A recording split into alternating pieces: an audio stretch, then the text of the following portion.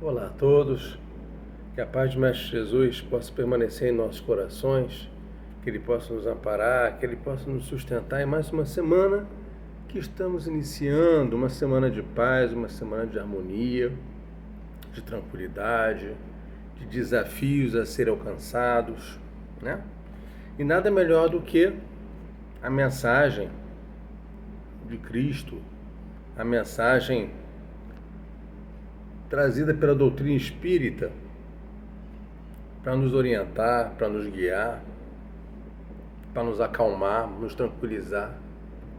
Isso traz muito conforto, né? Hoje, dando continuidade ao estudo da obra Fonte Viva, né?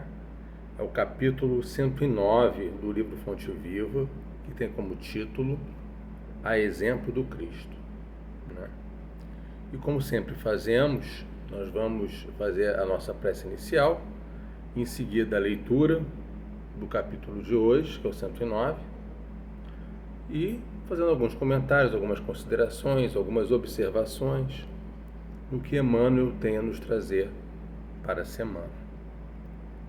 Lembrando que o livro Fonte Viva ele é a psicografia do Chico Xavier, pelo Espírito Emmanuel, tá? E nós estudamos em sequência os capítulos.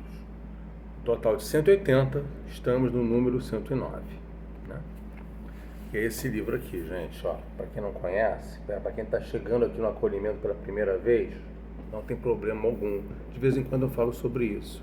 Não falo sempre, não, para não ficar muito repetitivo. Mas é bom a gente sempre falar. Os capítulos não estão relacionados, né?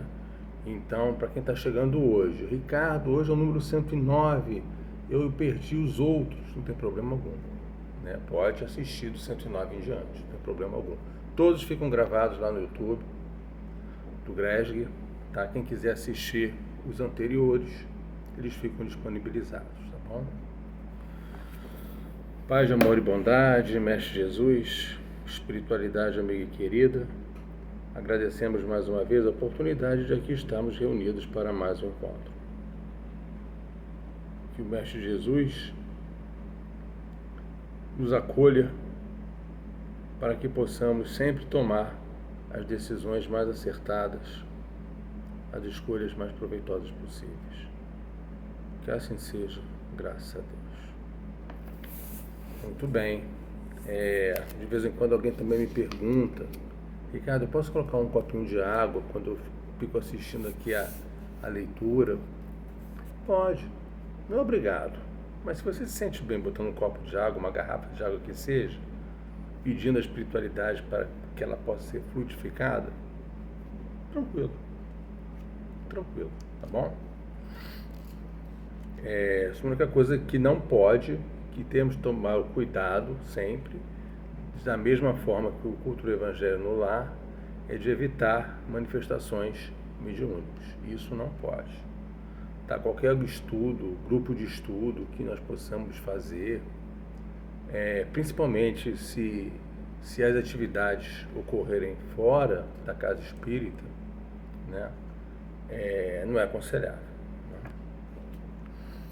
Muito bem. A exemplo do Cristo,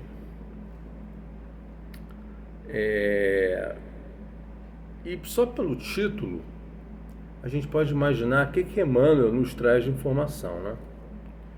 Ele começa assim: sim, Jesus não ignorava o que existia no homem, mas nunca se deixou impressionar negativamente. Sabia que a usura morava com Zaqueu, contudo, trouxe-o da submisse para benemerência. Não desconhecia que Madalena era possuída pelos gênios do mal, entretanto, renovou-a para o amor puro. Reconheceu a vaidade intelectual de Nicodemos, mas deixou-lhe novas concepções de grandeza e da excelsitude da vida. Identificou a fraqueza de Simão Pedro, Todavia, pouco a pouco instala no coração do discípulo a fortaleza espiritual que faria dele o sustentáculo do cristianismo nascente. Vê as dúvidas de Tomé, sem desampará-lo. Observem que o que Emmanuel está colocando aqui é o seguinte, que Jesus identificava as fraquezas de cada um. Identificava os pontos fracos desses irmãos, desses seguidores. Mas mesmo com os pontos fracos que ele identificava, ele jamais largava de lado, jamais fazia cara feia, jamais humilhava, era ignorante, era arrogante. Não, pelo contrário. Embora ele tivesse a clara noção de que existiam pontos fracos para serem melhorados, ele fazia o quê? Acolhia essas pessoas. Ele acolhia essas pessoas. Como está aqui, por exemplo, vê as dúvidas de Tomé, sem desampará-lo. Jamais desamparou Tomé. E ele viu as dúvidas dele, mas não desamparou ele. Não desconhecia que Madalena era possuída pelos gênios do mal. Entretanto, renovou-a para o amor puro. Mostrava o outro lado. Mostrava o outro lado da moeda.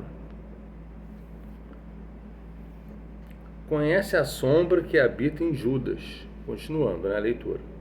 Conhece a sombra que habita em Judas, sem negar-lhe o culto da afeição. Jesus, é aquela famosa frase, né, gente?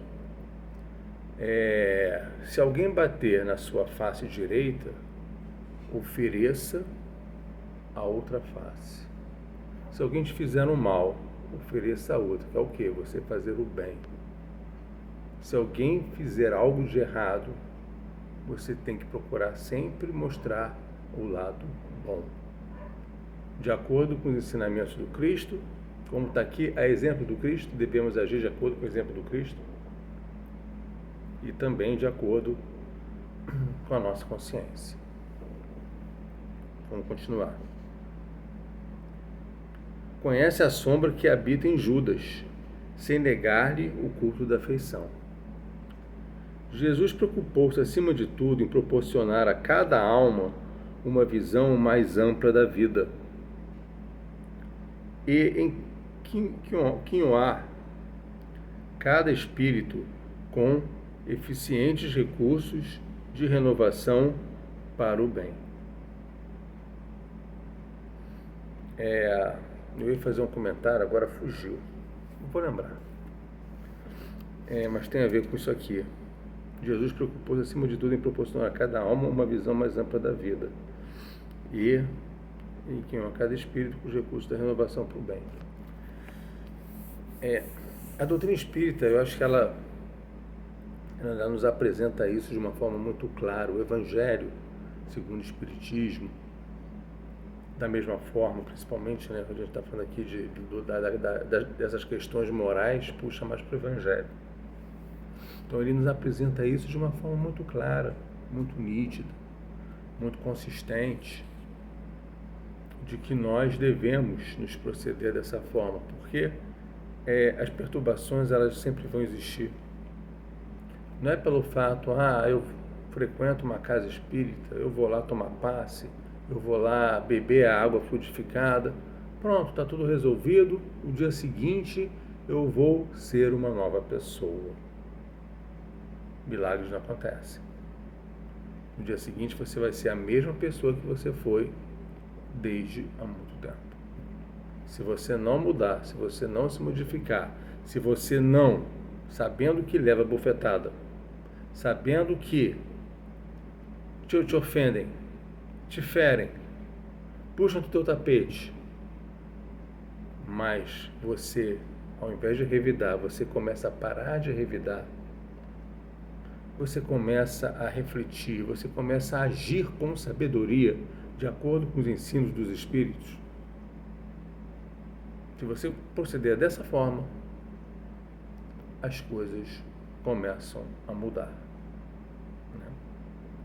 Então, acho que é isso que Jesus está colocando aqui, porque ele sabia de cada um, né, os pontos fracos. E mesmo sabendo os pontos fracos, ele agia aqui de uma forma completamente diferente. E nós somos assim? Eu acho que, não digo todos, mas acho que talvez, não digo nem a maioria, eu arriscaria falar a maioria, mas vamos nivelar por baixo. Algumas pessoas, sabendo de alguns pontos fracos desses irmãos, companheiros de jornada encarnatória, ao saber, ao ter conhecimento de alguma coisa nesse sentido, o que faz? Não quero graça com esse cara, não.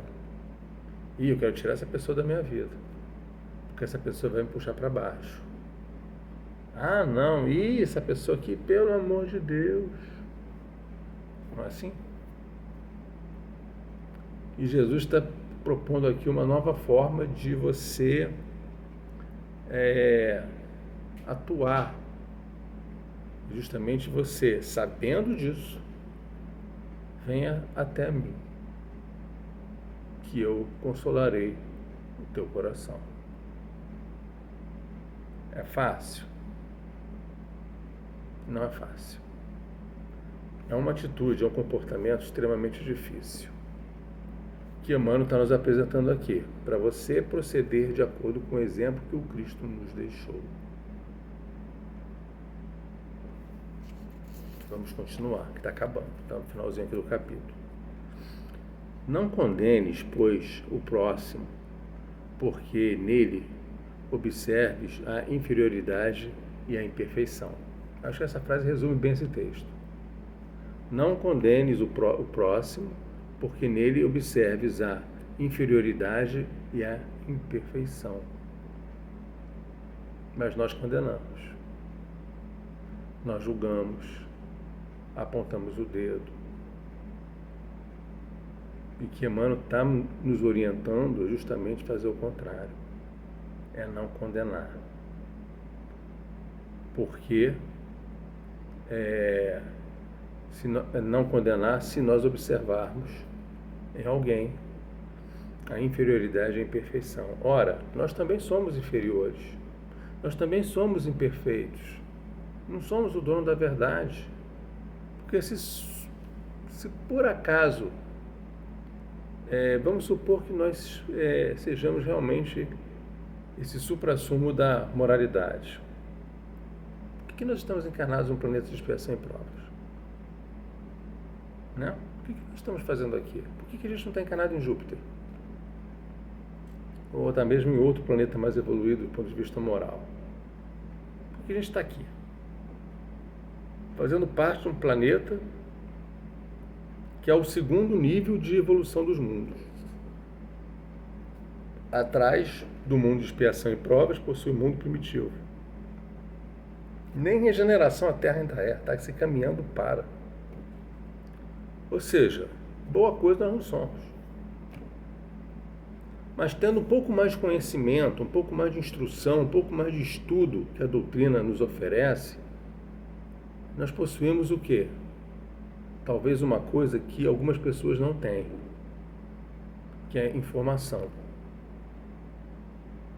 E com base nessa informação que nós adquirimos, o que nós estamos fazendo com essa informação?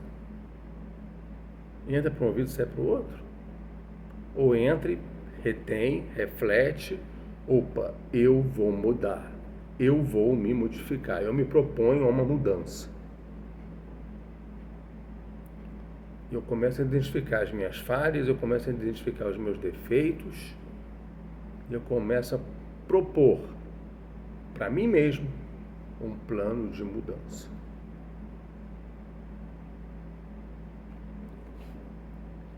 A exemplo do Cristo, ajuda quanto possas.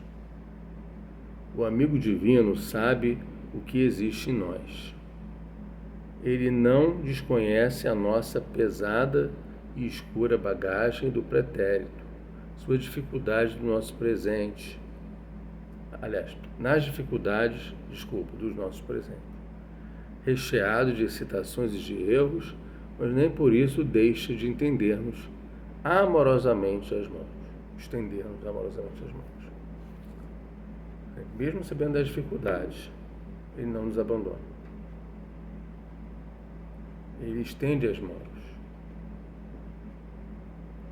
E faz aquela famosa pergunta, né? O que queres que eu faça? Vem até mim. Vós que sereis consolados. O que queres que eu faça? Então é para a gente refletir também, gente, um pouco essa mensagem de hoje sobre nossas atitudes, né, nosso comportamento. Então que possamos pensar um pouquinho sobre isso, que é de suma importância. Muita paz a todos, fiquem com Deus, uma excelente semana a todos e até o próximo capítulo, o próximo encontro aqui no Acolhimento com Jesus. Até lá, gente.